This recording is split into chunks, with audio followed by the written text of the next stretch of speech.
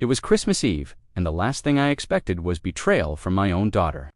She smiled at me, holding a glass of champagne, and asked in that cold, cutting tone, "How are you enjoying the Muskoka condo Marcus set up for you?" Every word was a dagger, meant to humiliate. I froze for a moment, tasting the bitterness of disappointment and disbelief. But deep down, a spark ignited. I did not flinch, I did not yell. I simply smiled back, and started planning the kind of revenge that would make her never forget the night she tried to humiliate me. I am Richard, 53 years old, and I have spent my life building a world where my family could thrive. I worked long hours, often sacrificing my own comfort, to provide a life that my children would never have to worry about. I believed in fairness, in kindness, in the quiet dignity of patience.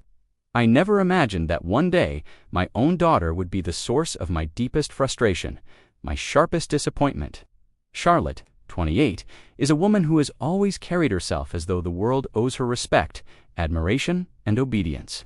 She has the kind of charm that hides arrogance and the type of smile that can cut sharper than any knife. I loved her dearly, but I underestimated how far entitlement had hardened her heart.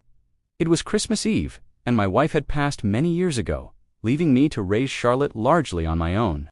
I tried to teach her values, the importance of humility, and the quiet power of patience, but life had shaped her differently. She saw money as the only measure of worth, and assumed that everything I did was simply a resource for her to exploit. I thought time, love, and example would guide her, but I now realized some lessons must be learned the hard way. The Muskoka condo was my gift to the family, a lakeside escape I had painstakingly arranged to create warmth and togetherness. The snow outside lay thick and untouched, the pine trees dusted with a delicate white that made the world seem calm and pristine. The fireplace glowed softly, casting long shadows across the polished wooden floors. I imagined Charlotte laughing by the fire, perhaps helping with dinner, appreciating the effort, the thoughtfulness, the care I had put into every detail. I imagined the joy of a family gathered together, sharing memories and creating new ones. I never imagined the sting of mockery awaiting me. From the moment we arrived, Charlotte made it clear that she had no interest in appreciation. Her eyes scanned the room with the critical, impatient glare of someone searching for flaws rather than enjoying the present. Every movement, every smile, every word seemed calculated to make me feel small. She asked about Marcus, the contractor who helped renovate the condo, in a tone so cutting it might as well have been a whip. "How are you enjoying the Muskoka condo Marcus set up for you?" she said, her voice laced with condescension. Her words were meant to belittle, to strip away the pride I had in what I had accomplished. I could feel the tension tighten in my chest, the heat of anger rising slowly, but I kept my composure. Charlotte did not act alone in her subtle cruelty. She had allies in the family, my other children, who had long since learned to placate her, to avoid standing in the way of her power. Their quiet approval only amplified her arrogance, the sense that she could say anything, take anything, and never face consequence.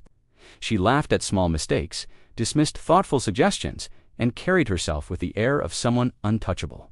Watching her, I felt the frustration that comes when someone you love chooses entitlement over gratitude, cruelty over empathy. And yet, in that very frustration, a spark of clarity ignited. This was not a moment for confrontation, for rash words.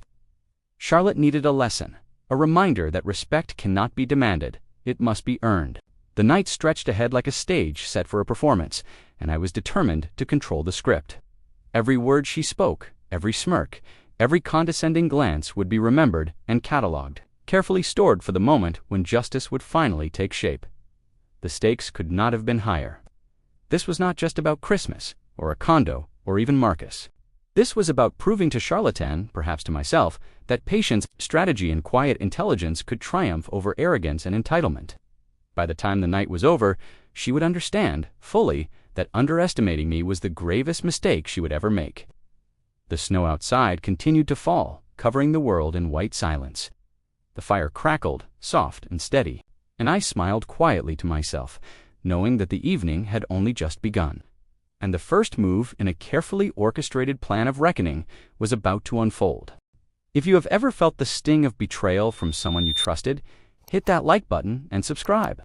Today, you will witness a story of patience, strategy, and the most satisfying kind of justice. By the end, you will feel the full weight of revenge served perfectly, and the thrill of seeing karma unfold. Charlotte's laughter echoed through the condo like a sharp bell, piercing the calm of the evening. She leaned against the counter, swirling a glass of red wine, her eyes scanning the room as though she owned every inch of it. She made a comment about the curtains, the kind of remark that was both trivial and insulting, as if I had failed to choose the perfect fabric. My chest tightened, a quiet heat rising that I refused to release in words. I watched her, noting every twitch of her jaw, the way her gaze darted to see who was watching, who might applaud her wit. She was performing, and the audience was her family. The others laughed politely, and I felt the sting of their silent complicity. I could have spoken up, reminded her that decorum mattered, that respect mattered, but I stayed silent. I let her arrogance climb higher, fueled by the ignorance of those around her. Every joke she made at my expense was a thread in a tapestry I was weaving, one she did not yet understand. Every smirk, every pointed question about Marcus, about money, about the condo, became part of the record I stored in my mind. Charlotte's cruelty was subtle but relentless. She commented on my wardrobe, the way I carried myself, even the way I poured my own glass of wine. She made small jabs, each calculated to make me feel old, out of touch, and inferior. She wanted a reaction. She wanted to see me flinch. She did not get it. I smiled back, calmly masking the storm that swirled beneath the surface. I could feel the tension thickening, the air itself seeming to hum with anticipation, as though the room knew the confrontation was coming. The snow outside pressed against the windows, muffling the world beyond. But inside, the coldness of her words cut deeper than any winter wind. She began recounting stories of her life, stories where she was the victim of imagined slights, stories told to elicit sympathy from the others. She expected nods, murmurs of agreement, validation. Instead, I watched silent recording, calculating. Each tale of victimhood, each subtle insult, each pointed observation about my efforts only strengthened my resolve. By the time dinner arrived, the tension had reached a near palpable point. Charlotte made a scene about the placement of the silverware, about the temperature of the food, about how I had seated her.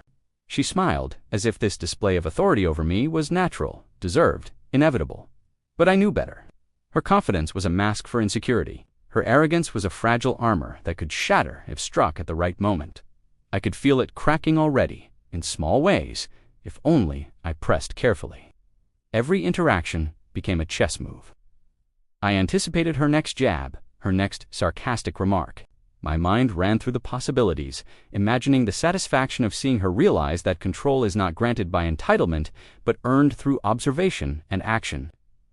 I caught the way she tapped her fingers impatiently, the way she tilted her head slightly, the subtle furrow of her brow when she was caught off guard. Each gesture was a clue, a crack in her armor, and I memorized it all. Charlotte laughed again, louder this time, turning to Marcus, who had arrived to oversee some last-minute holiday preparations. She spoke over me, dominating the conversation, flaunting her knowledge and her perceived superiority. But I did not react. I let her words roll over me like water over stone. Every ounce of patience I exercised sharpened my advantage.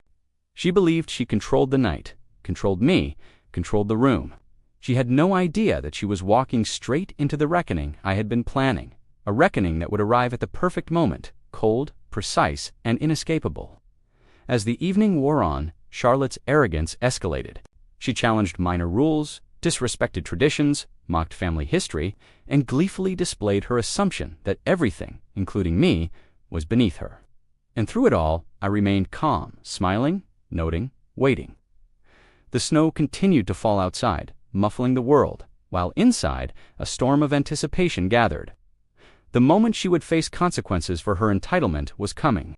I could feel it in my chest, a pulse quickening, a promise of justice yet to be delivered, hidden in the folds of a long, patient night. By the time the desert plates were cleared, something inside me had shifted. Charlotte had reached a peak of arrogance I could no longer ignore. She had dominated the evening with her mocking laughter, her relentless jabs, her subtle insults disguised as humor. The moment she leaned back, swirling the last drop of wine in her glass, looking around as if she had conquered the world, I realized that patience alone would not be enough. I needed more than quiet endurance. I needed strategy. I needed a plan that would ensure she would never mistake my kindness for weakness again.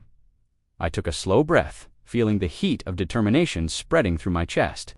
The warmth of the fire did nothing to soothe the icy edge that Charlotte had carved into the evening. I felt my hands resting on the polished wooden table, gripping it tightly, grounding myself. I had spent years building a life of precision, of careful moves and calculated risks. This was no different. Her behavior had finally crossed a line. Enough was enough. I looked at her the way the firelight danced across her face, highlighting the smugness, the confidence, the arrogance. It was infuriating. Every instinct screamed to snap at her, to shout, to tear into her words with the force she so clearly deserved. But I did not. I had learned long ago that true power does not announce itself with anger. True power waits. True power strikes when the time is perfect, and this, I decided, was the moment to begin orchestrating that strike. I imagined the evening unfolding in reverse. Every insult, every mocking comment, every casual glance of superiority she had thrown my way became a thread in a web I would weave around her. I knew her pride, her vanity, the way she believed she controlled every interaction. These were my weapons now. I would not confront her with anger. I would confront her with consequence. I would craft a moment so precise, so undeniable, that her arrogance would crumble before the eyes of everyone present, including herself. I allowed my mind to replay the subtle details of the night. The snow falling silently outside, the soft glow of the fireplace, the way the shadows stretched across the walls, the faint scent of pine drifting through the air. Every sensory detail could be manipulated, every observation exploited. She believed she had power over me, over the room, over the mood. She was wrong. Every word she had spoken against me had been stored in my mind, every gesture, every tone catalogued. I would use them all. The plan began to take shape with clarity and precision. I would allow her to continue in her delusion of dominance until the moment was absolutely perfect. Every detail had to be timed, every reaction anticipated, every outcome calculated. It would be a demonstration of control, of patience, of intelligence far beyond the shallow wit she wielded so carelessly. She would never see it coming until the full weight of her misjudgment landed squarely on her. I felt a strange exhilaration, a quiet thrill as the edges of the plan sharpened in my mind. I would need to appear calm, composed, almost oblivious, while behind that mask, every piece of the evening was being arranged like chess pieces on a board. The moment of execution would be cinematic, a culmination of observation, patience, and timing. I could see it unfolding in my mind's eye, the subtle faltering of her smile, the widening of her eyes, the realization dawning too late. It would be absolute, undeniable, satisfying. Charlotte laughed again, unaware of the storm building behind my eyes. She leaned forward, speaking over me once more, fully confident that she controlled the night. I allowed the smile to form on my lips, the smile of someone who is quietly planning a reckoning. The snow continued to fall outside, muffling the world beyond, while inside, a plan of justice was taking root. I did not flinch, I did not argue, I did not reveal my intent. Instead, I waited, savoring the tension, knowing that the perfect moment was coming, and when it arrived, it would leave no doubt that underestimating me had been her greatest mistake. I rose from my chair slowly, as if nothing in the room had changed. The fire crackled behind me, and the faint hum of the heater filled the silence between Charlotte's words. I walked toward the window, pretending to admire the snowfall, while my mind moved faster than it ever had. The plan was simple, but simplicity did not mean weakness. It meant precision. It meant control. I needed her to feel powerful before I took that power away. I turned back to the room and spoke calmly. "Charlotte, you seem to know a lot about this place. Why do not you give everyone a little tour? You always appreciate the finer details." Her eyes lit up immediately. Pride rushed to her face like a spark meeting dry wood. "Of course," she said, already standing. "I would love to." That was the first move. She led everyone through the condo, pointing out features with exaggerated authority. I followed a few steps behind, watching how she straightened her posture, how her voice grew louder, how she soaked in the attention. The soft lighting cast long shadows on the walls, and each one felt like a countdown. I felt my pulse in my ears, steady and controlled. This was no longer emotional. This was calculated. When we reached the main living area, I casually gestured toward the framed documents mounted near the bookshelf. Since you are guiding us, why not explain those as well? Her smile faltered for a fraction of a second. Those, she asked. Yes, I said, keeping my tone light. You always like knowing who truly owns what. She approached the frame slowly, squinting as she read. The room grew quieter. Even the fire seemed to lower its voice. I could see confusion forming behind her eyes. The title deed, the renovation contracts, the financial statements, all bearing my name and my signature. She laughed nervously. These must be copies. Marcus handled most of this, did he not? I stepped closer. Marcus was paid for his labor. I funded every square inch of this place. The silence deepened. She tried to regain control, straightening her shoulders. Well, of course you paid. But everyone knows you would not have managed without his guidance. That was the opening I needed. Marcus followed my instructions. I said, every material choice, every structural decision, every detail you have criticized tonight was my call. Her smile tightened. The confidence she had worn like armor began to crack. I saw it in her breathing, shallow and uneven. I saw it in the way her fingers curled inward. I turned to the others. Charlotte believes I simply benefit from the efforts of others. She believes I am passive, that my success is borrowed. Her voice cut in sharply. I never said that. You did not need to, I replied. Your words tonight said enough. The room felt smaller, heavier. The air pressed against my skin. I could hear my own heartbeat, slow and steady. I continued. This condo exists because of my planning, my funding, and my vision. The businesses that support it are mine. The accounts that pay for this trip are mine. And the respect that should come with that effort has been missing tonight. Charlotte's face flushed. You are overreacting. No, I said softly. I am correcting a misunderstanding. I pulled out my phone and opened a document I had prepared earlier. A detailed breakdown of ownership, expenses, and payments. Numbers never lied. They did not bend to arrogance or charm. I handed the phone to her. Read it, I said. She stared at the screen. Her breathing quickened. Her lips parted, then pressed together. The room watched in silence. I did not know, she whispered. You never asked, I replied. That was the moment her control began to dissolve. She looked up, searching for support, but no one spoke. No one laughed. No one rescued her from the truth. I added quietly, You spoke tonight as if this place existed because of your connections, as if my work was invisible, as if respect was optional. Her eyes glistened, not with remorse, but with the shock of being exposed. The tension wrapped around us like wire. I felt no anger now, only clarity. I took a step back and said, The tour is finished. Thank you for your effort. The words were simple. The impact was not. She stood there, frozen, holding my phone, surrounded by the evidence of her misjudgment.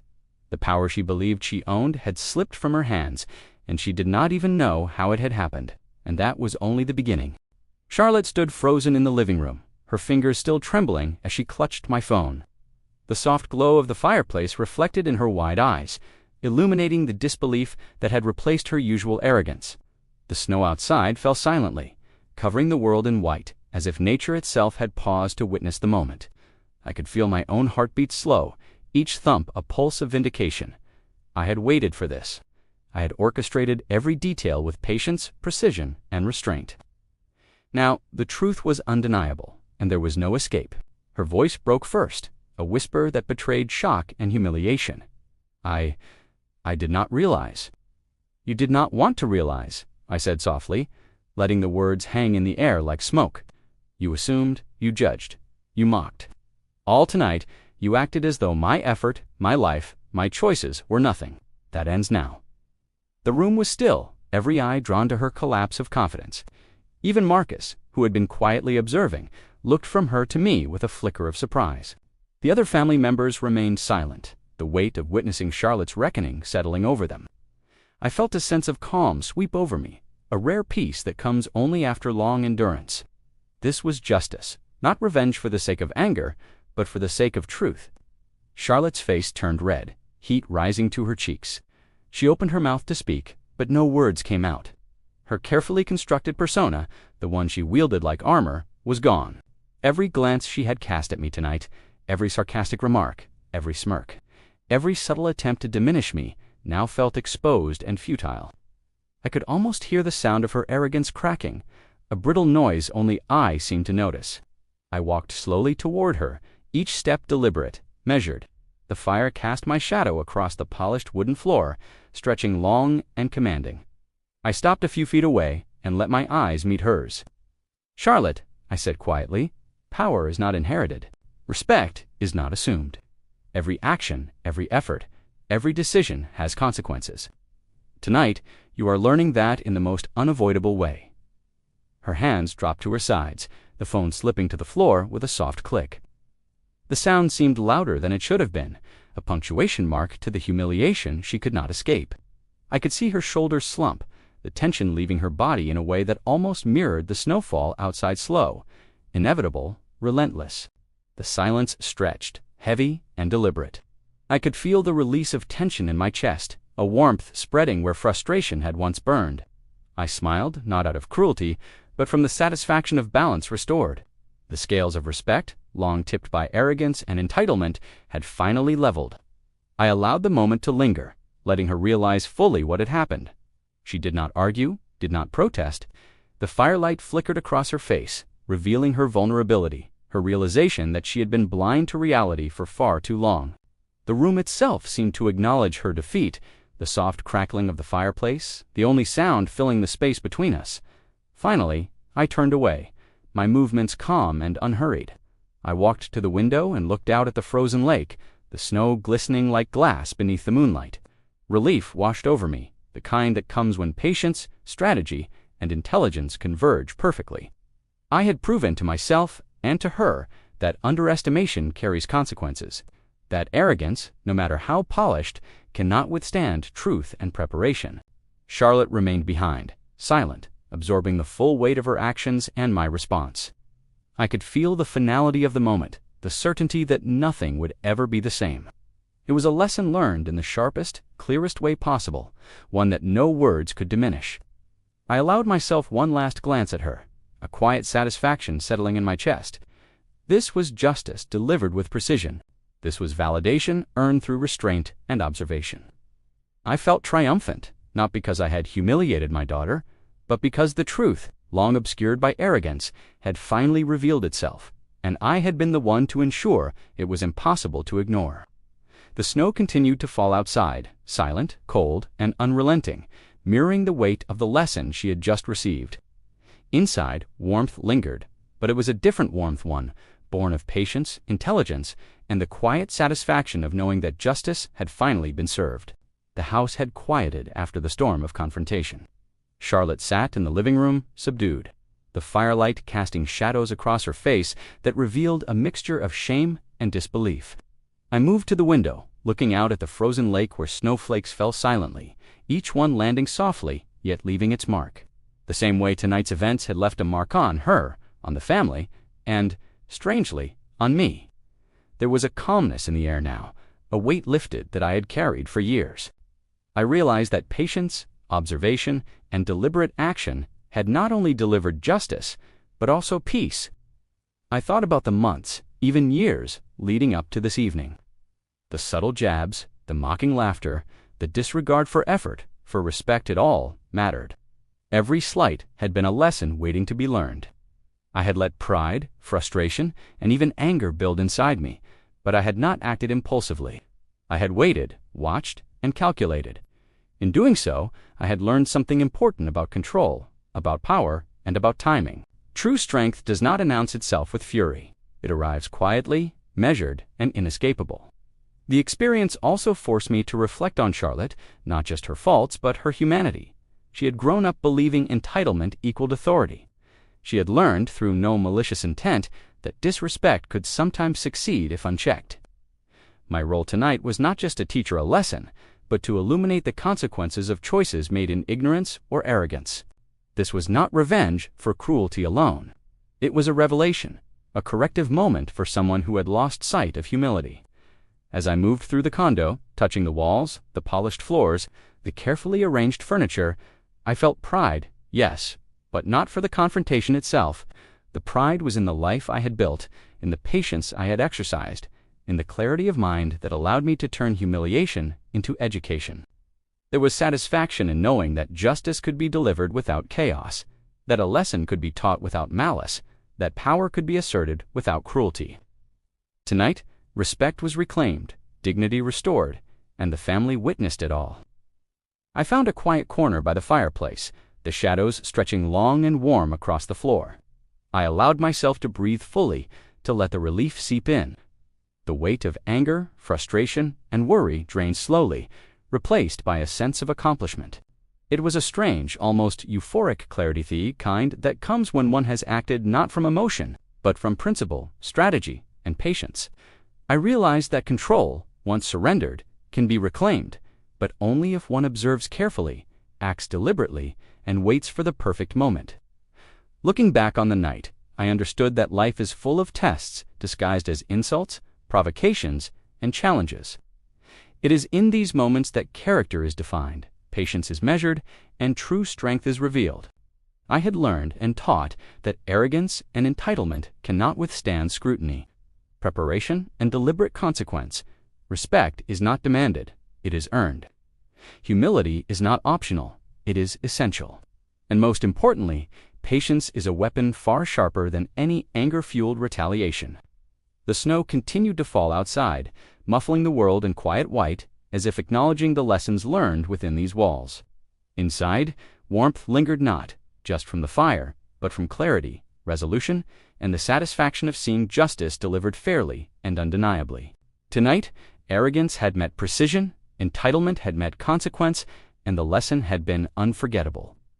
I allowed myself one last look at Charlotte, seated quietly, still absorbing the weight of her misjudgment. I nodded slightly, not with cruelty, but with calm authority. The night had ended exactly as it should. If this story gave you chills, hit that like button. Tell us in the comments your most satisfying revenge story, and subscribe for more gripping tales where patience, intelligence, and justice collide in ways you will never forget.